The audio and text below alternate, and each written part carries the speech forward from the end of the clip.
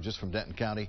Good morning. Thanks for joining us from Washington. This is a virus that's been around for a while. We are just learning about it, and particularly about the dangers and the links to birth defects. That is why it has suddenly burst onto the national news. The virus has been around since 1947, 1948 in a forest outside of Uganda.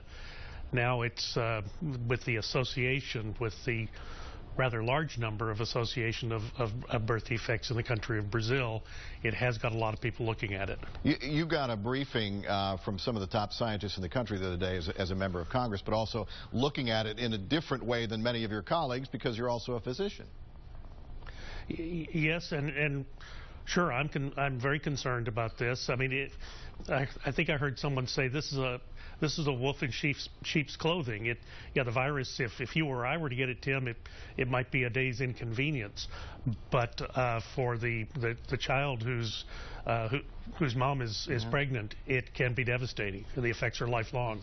Obviously, the top priority would be a vaccine. That may be years away. So the question is, what do we do in the meantime? And are you confident that the president asking for $1.8 billion would be money well spent?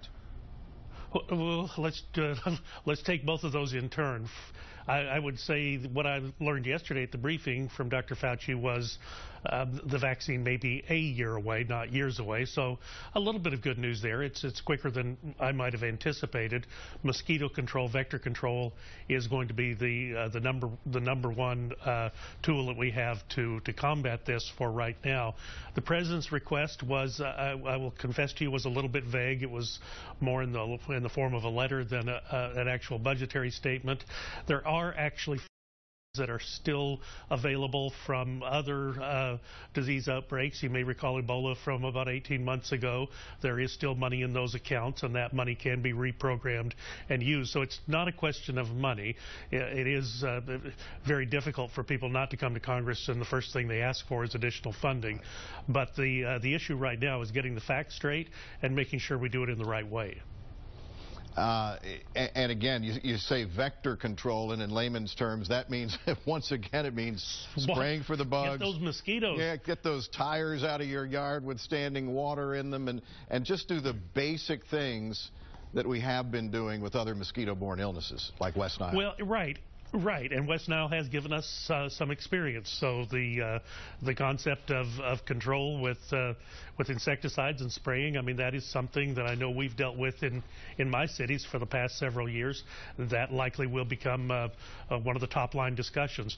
And Tim, I will just tell you, last weekend I was down at in McAllen, Texas, down on the border, not because of this issue, but because of other issues. I think we do need to pay attention to what's happening on our border and what potentially could be coming across. I have to ask you, as long as we got you as a member of Congress, sure, about what is going on with the presidential race. We're now down to 6 Republican candidates. Do you look at it with a bit of amusement at this point?